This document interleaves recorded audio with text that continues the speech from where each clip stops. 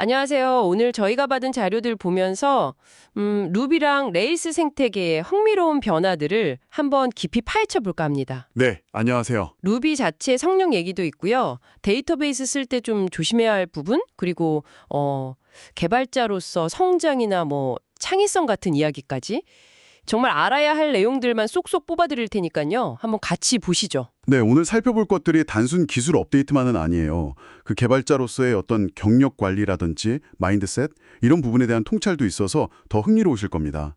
특히 그 루비 3.5 성능 변화나 포스트그레스QL 사용할 때 주의점 같은 건 실제 개발 환경에 바로 영향을 줄 수 있잖아요. 그래서 더 주목해 볼 만하죠. 맞아요. 그래서 가장 먼저 눈에 들어온 게 루비 3.5 얘기였어요.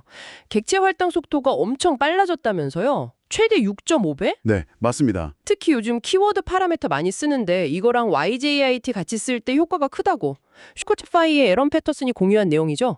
이게 구체적으로 뭐가 바뀐 거예요? 그 핵심은 클래스샵 뉴 메서드를 처리하는 방식인데요.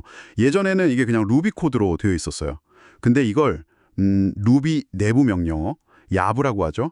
거기에 optNew라는 새 명령어를 넣어서 최적화한 거예요. 아, 내부 명령어로요? 네. 그러니까 객체 생성하고 이니셜라이즈 메소드 부르는 과정을 하나로 딱 묶어서 처리하는 거죠. 인라인 처리라고 하는데 그래서 스택 프레임 만들고 파라미터 복사하고 이런 자잘한 작업들을 건너뛸 수 있게 된 거예요. 훨씬 효율적이죠. 약간 자주 쓰는 길을 미리 포장해둔 느낌이네요. 그렇죠. 비슷해요. 메모리는 약간 늘었다고는 하는데 쇼피파이 같은 큰 서비스에서도 실제로는 큰 영향 없었다고 하고요. 특히 객체 많이 반복적으로 만드는 작업에서는 체감 성능이 꽤 클 것 같아요. 그렇군요. 루비 자체를 최적화하는 것도 중요하지만 사실 저희가 개발하다 보면 병목은 데이터베이스 같은 외부 시스템 쪽에서 더 자주 만나잖아요. 그렇죠. 마침 앤드루 애킨슨이라는 분이 포스트그레스에서 큰 IN 리스트 이거 쓸 때 성능이 확 나빠질 수 있다고 지적했더라고요. 네, 맞아요. 예를 들면 아이디가 막 수백 개, 수천 개 들어있는 배열을 where, author ID, in, 괄호 열고 PPP 이런 코리아에 그냥 넣는 경우 있잖아요. 네네. 이게 액티브 레코드에 인클루즈나 프리로드 같은 거 쓸 때도 내부적으로 이런 쿼리가 만들어질 수 있어서 더 주의해야 해요. 아니, 왜 문제가 되는 거죠, 그게? 그냥 아이디 목록 넘기는 건데. 문제가 되는 이유가 크게 두 가지인데요. 첫째는 포스트그레스가 이렇게 리스트가 엄청 긴 쿼리를 받으면 이걸 분석하고 실행 계획 짜는데 시간하고 메모리를 훨씬 많이 써요. 그리고 둘째는 통계 정보가 좀 부족해져서 되게 비효율적인 실행 계획, 예를 들면 테이블 전체를 그냥 다 훑는 그런 방식이 선택될 확률이 높아져요. 아, 생각보다 심각한 문제일 수 있겠네요. 그럼 해결책은요? 몇 가지 대안이 있죠. 그냥 조인을 쓰거나 아니면 and이나 sum 같은 키워드를 쓸 수도 있고요. 또 values절을 쓰거나 아예 임시 테이블을 만들어서 처리하는 방법도 생각해 볼 수 있어요. 혹시 이런 문제가 좀 의심된다면 pgstat statements 같은 도구 있잖아요. 그걸로 어떤 퀘리가 느린지 한번 찾아보는 게 중요해요.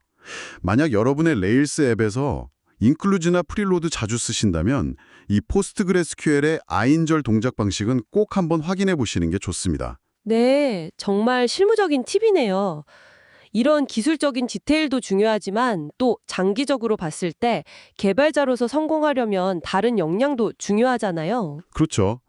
발칸 루비 2025에서 파웰 스트라이코코스키라는 분이 발표한 내용이 인상 깊었어요.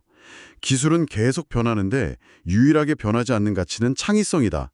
이런 얘기요. 아, 네, 저도 봤어요. 20년차 개발자의 통찰이라 그런지 더 와닿더라고요. 네, 그분이 경험이 쌓이면 학습 효율도 높아지고 같은 실수도 덜하게 된다. 이런 당연한 얘기도 하면서 동시에 LMM 같은 신기술 있잖아요. 이걸 그냥 코딩 도와주는 도구로만 쓰는 게 아니라 음성 제어나 이미지 인식 같은 걸로 아예 새로운 해결책을 만드는데 창의적으로 쓰는 사례를 보여줬어요. 오, 여기서 핵심은 그러니까 창의성이 단순히 코드 짜는 능력이 아니라는 거예요. 문제를 새롭게 보고 이전이랑 다른 방식으로 해결책을 찾는 능력. 이게 바로 기술이 아무리 발전해도 개발자가 계속 가치를 만들어낼 수 있는 방법이다. 이런 메시지였죠. 듣고 보니 그렇네요. 마침 마흔을 맞이한 어떤 개발자분이 블로그에 비슷한 고민을 쓰셨던데 스트라이코코스키 발표 보고 위안을 많이 얻었다고 하더라고요. 그분 조언처럼 건강관리나 동기부여, 목표 설정 이런 개인적인 관리도 중요해 보이고요. 그렇죠. 기술을 잘 다루는 거랑 그 기술로 뭘 만들고 어떤 가치를 줄지는 또 다른 문제니까요. 이런 맥락에서 보면 그 루비 온 레일스로 만든 플랫폼 유스크린의 성공 사례도 주목할 만해요. 아, 유스크린이요? 네. 크리에이터들이 자기 앱으로 컨텐츠 팔고 수익 내도록 돕는 플랫폼인데 최근에 PSG 에퀴티라는 곳에서 투자를 받았어요. 무려 1억 5천만 달러요.